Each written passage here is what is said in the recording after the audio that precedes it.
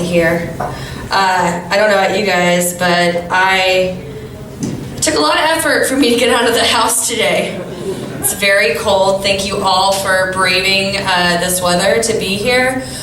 Between Black Mirror and my period, I was just kind of not really sure if I was committed to this. Like, ladies, what is it day 2 of your period that just turns you into a human sieve? All water escaping your body. Number 3, butt pee. Swamp ass. Mud butt. Women are just these beautiful, majestic creatures, and we should be treated as such. We should. I've created a couple of New Year's Eve resolutions myself. One of them is to work on my Kegels so that I can actually break a dick in half. I'm doing them right now.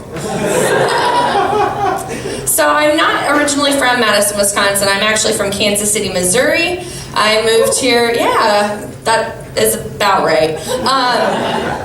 I moved here about 2.5 years ago, and Madison's interesting. You guys are very wealthy. You're a college town. Here you have bike paths and co-ops. We don't have either of those things in all of Missouri. We have brother cousins and 40 ounces. That's about what we have. Whenever I moved to Madison, I automatically bought a bicycle and Birkenstocks. Because if you don't, they'll kick you out. It's terrifying. I was surrounded by a drum circle, and they were like, "Do you recycle?" And I'm like, "No." It's intense. It took me a while to kind of adjust whenever I moved here. You know, I didn't really get my footing. You know, it was like, oh, I moved to Wisconsin, and all I got was this lousy DUI.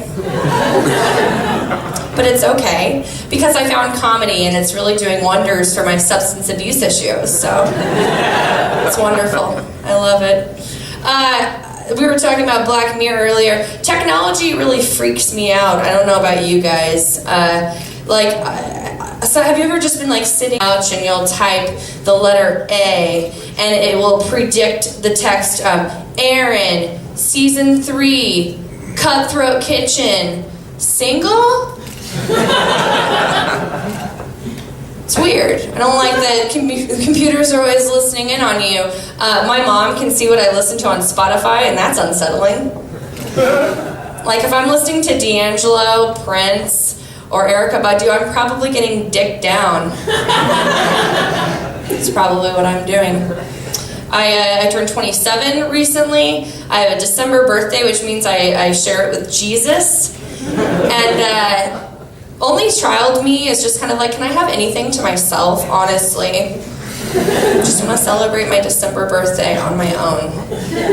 Not have to share it with anybody else. With the morning after my birthday, I woke up to a sprout of gray hairs coming out of my forehead and a zit the size of Jupiter on my chin. Because ladies, you really can have it all. It's wonderful. I used to date older guys when I was younger. Anybody into older guys? Woo! It's a slow fizz, but it's a sizzle back there, I can hear it. My advice to younger women, date older men. It's fantastic. Sure, you will have to listen to them talk about their favorite podcast and their fish oil pills. And they'll constantly say to you, what, you've never read Infinite Jest?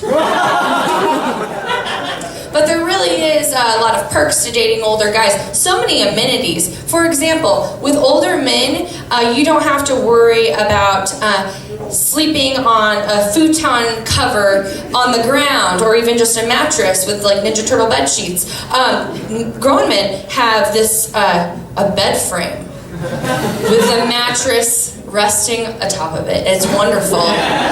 They have like duvet covers and it's just swanky as shit. I love it. They have refrigerators with the ice machine in the door, Clarbrun and coconut water in there. Madison's really rubbed off on me if you couldn't tell the past couple of hours. This body right here is just brought to you by Miller High Life and cheese curds. It really is. I have gained a fair bit of weight since I moved to Wisconsin, and I don't know what it is. It could be the beer, it could be the cheese, maybe like the sadness. Probably gained about 25 pounds moving here. I think the best thing about dating older guys is that they go down on you all the time. They do. Fun fact. They're also really grateful whenever you give them head. You know what I mean? Like, I'm not a porn star or anything. I use both hands. I'm not a monster. But this guy acted like I gave him sight. So I think we all know I'm wasting my time with comedy, and I should really just be getting a different job. You know what I'm saying? You know what I'm saying? Did you guys have to go back and visit your family for the holidays like I did? Yeah. I have a pretty religious side of my family, and they threw an actual birthday party for Jesus. With like a sheet cake with buttercream icing, like his flowing locks and like chocolate. It was really ridiculous. And my little cousin went to it because I was like, oh, I have a comedy thing, I can't go. And they all were holding candles, and then they lit them all around the table while singing This Little Light of Mine to Jesus. Oh my God. And I've never been more proud. My little cousin goes, oh yeah, I faked a nosebleed and got the fuck out of there. Yeah, sister. Love it. Freaks me out, overly religious people. Like, do you? It's fine. I shouldn't be passing judgment. It was a little stressful hanging out with my family. Did all of your friends get engaged? Like all of my friends got engaged? And we'll die alone. Life is wonderful. It's a mystery. We never know what's going to happen next. My cousin got engaged last year, and I am her maid of honor. As you can tell, I'm not prepared for this. I'm wearing a beanie to a benefit. Like, I should have stepped my game up, maybe. It's her mistake, not mine at this point. I'm not looking forward to having to ever meet her friends. You know what I mean? Like, I really dodged a bullet. I didn't have to go to one of those paint bars whenever I went back home. I never want to have to go to one of those. And aren't there like lock-in rooms too? Escape rooms, that's what they're called. Escape rooms. It's like paying somebody to make you a prisoner of war. And then you have to like be with your coworkers and shit. The paint bars are really the worst though. You get 12 white women together to drink some shitty barefoot wine, which I'm not above, you know what I mean? Because of the DUI I mentioned earlier. But you get 12 women together to sit down and paint this shitty picture of a sunset. Like, where am I gonna put this picture of a sunset? It looks like it was drawn by a drunk 4-year-old. And that's most of the reason why I don't want to have kids, you know? I don't have to hang their shitty macaroni art in my home. I also don't want to give up this bodacious bod. It's tight. A lot of work went into this. I never want to have to meet my cousin's friends. They're not my type of people. Like, most of them sell body wraps for a living, you know what I mean?